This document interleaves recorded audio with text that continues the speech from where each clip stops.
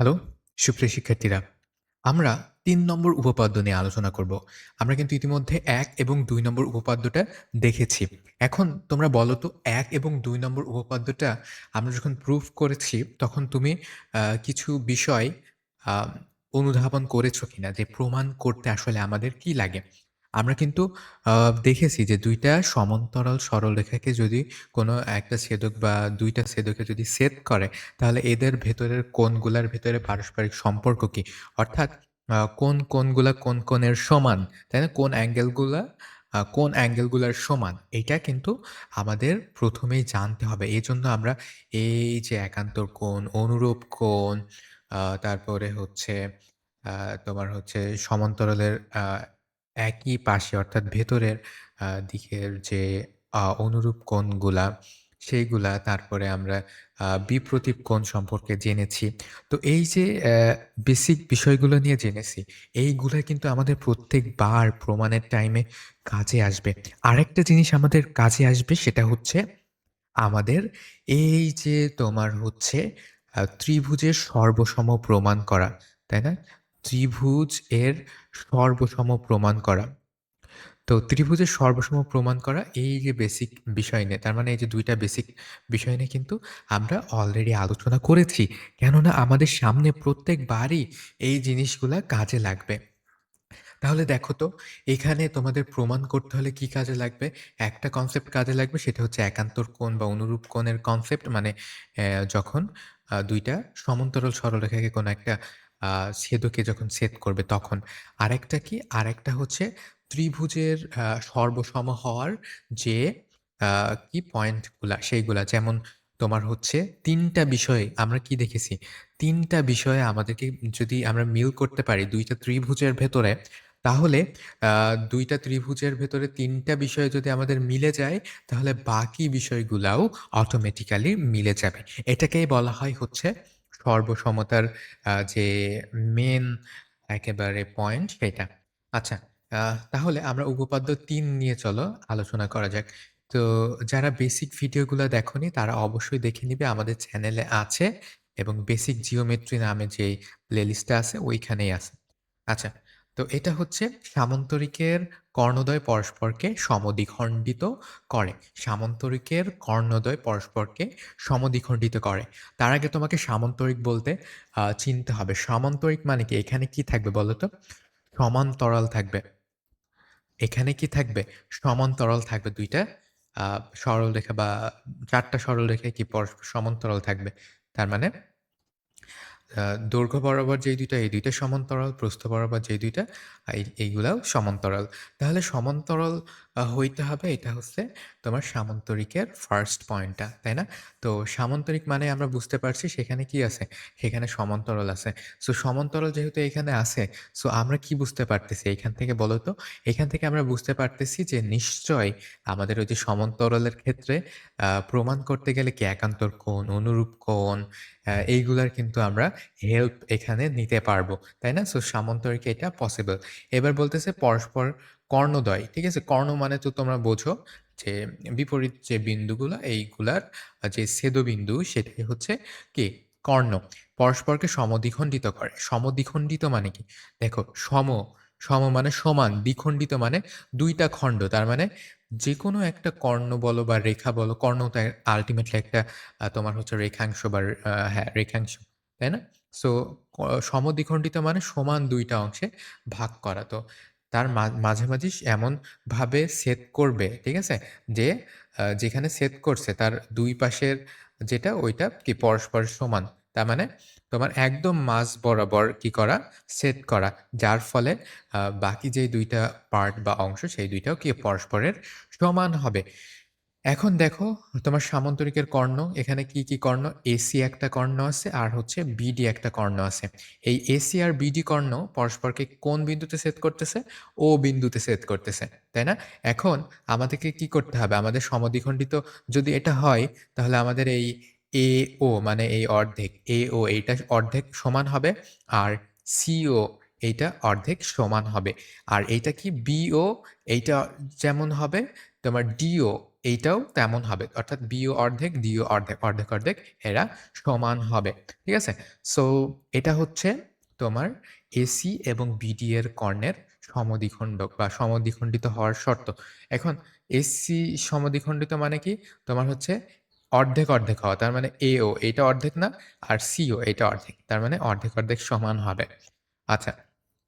তারপর বিও আর ডিও এরা অর্ধেক, অর্ধেক এরাও কিন্তু সমান হবে। তো আমাদের আল্টিমেটলি কিন্তু এইটাই তোমার হচ্ছে প্রমাণিত করতে হবে যে এও আর হচ্ছে সিও এইটা সমান, আর বিও আর ডিও এইটা সমান। তাহলে আমরা কোন, কোন ত্রিভুজ নিতে পারি যাতে করে আমাদের এই ২ টা সমান হয়? কোন, কোন?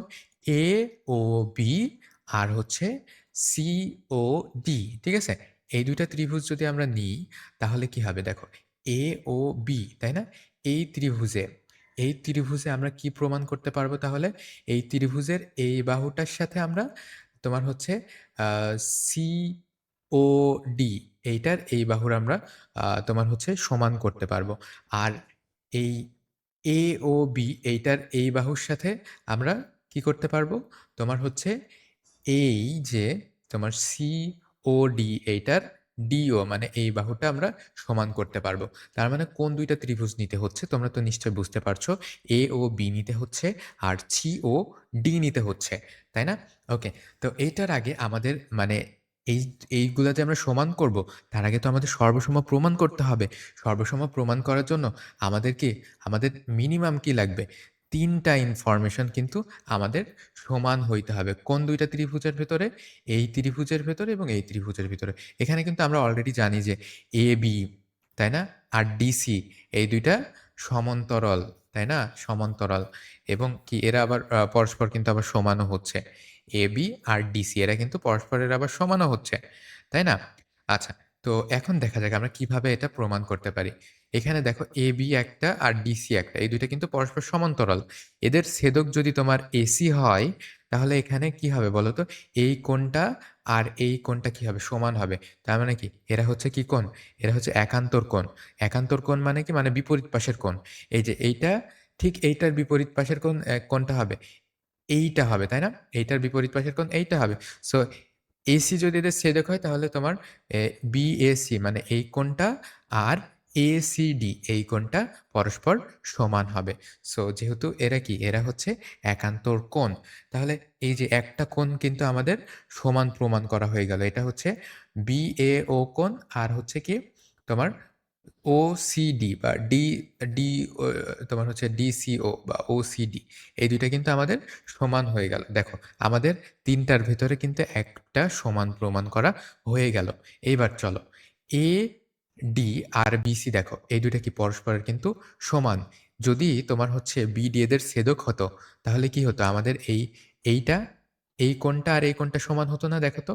এই কোণটা আর এই কোণটা কিন্তু সমান হতো। অর্থাৎ আ CBD কোণ আর কি BDA কোণ এই ২ টা কিন্তু আমাদের সমান হতো বা ADB বা যেটাই বলো না কেন এই ২ টা কিন্তু আমাদের সমান হতো। যেহেতু কি এইটা একান্তর অর্থাৎ CBD তাই তো? বা তুমি DBC যেটাই বলো না কেন, তাই তো? এই ২ টা আর হচ্ছে তোমার এই যে DBDA বা ADB যেটাই বলো না কেন, এই ২ টা কি হবে? পরস্পর সমান হবে। আচ্ছা, তাহলে এখানে দেখি আমরা, এখানে BD যদি তোমার ছেদক হয়, তাহলে আমাদের কি হবে? এইটা সমান এইটা হবে এবং একই সাথে আমরা বলতে পারি এইটা সমান এইটাও বলতে পারি। মানে ABD এটাও বলতে পারি। আর কি বলতে পারি? আর বলতে পারি হচ্ছে তোমার এইটা আর হচ্ছে এইটা। অর্থাৎ BDC, তাই না? BDC এরা পরস্পর সমান হবে। যেহেতু একান্তর কোণ। একান্তর কোণ মানে মনে আছে নিশ্চয় যে একটা সমান্তরালের এই যে বিপরীত কোণগুলা যেইগুলা মানে বিপরীত পাশের যে কোণগুলা, এই বিপরীত পাশের কোণগুলা কি হবে? সমান তোমার হচ্ছে আ কি হবে বলো তো?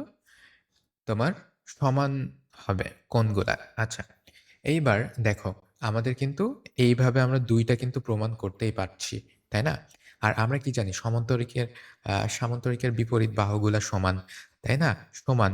সো আ সমান বলতে কি? সমান বলতে তোমার হচ্ছে AB আর হচ্ছে DC এই ২ টা আমাদের কিন্তু সমান অলরেডি বের হয়েই যাচ্ছে। তাহলে আমরা কি আল্টিমেটলি বলতে পারি না যে তোমার এই যে AOB এই ত্রিভুজটা আর তোমার হচ্ছে DOC বা COD এই ত্রিভুজটা সমান। এই যে সমান এইভাবে বোঝায়। এই যে তোমার হচ্ছে সমান চিহ্ন দিয়ে উপরে এরকম একটা দাগ বোঝায়। এটার মানে হচ্ছে কি? সর্বসম হওয়া। ঠিক আছে? তাহলে দেখো আমাদের কোণগুলা আমরা কিন্তু ২ টা ২ টা করে কোণ পেলাম এবং আমরা কি পেলাম? ২ টা বাহু আমরা সমান পেলাম। সো আমাদের কিন্তু ৩ টা যে পয়েন্ট সর্বসম হওয়ার জন্য ৩ টা যে মিল লাগে ৩ টা মিল কিন্তু আমরা পেয়ে গেলাম। তাহলে কিন্তু এখন এই মিল থেকেই আমরা বলতে পারি, কি বলতে পারি যে তোমার আ AO এবং হচ্ছে কি CO এইটা সমান আর হচ্ছে BO আর DO এইটা সমান। তো এইটা কিন্তু আমরা লাস্টলি বলতে পারি। যেহেতু আমাদের ৩ টা মিলে গেছে, ৩ টা মিলে যাওয়া মানে হচ্ছে সর্বসম হয়ে যাওয়া। সর্বসম হয়ে যাওয়া মানে বাকি যত তথ্য আছে সবগুলাও কি হয়ে যাওয়া? সমান হয়ে যাওয়া বা মিলে যাওয়া। ঠিক আছে? তার মানে ৩ টা ডেটা যদি আমাদের মিলে যায়, বাকি যতগুলা ডেটা আছে সকল ডেটাই কিন্তু আমাদের মিলে যাবে।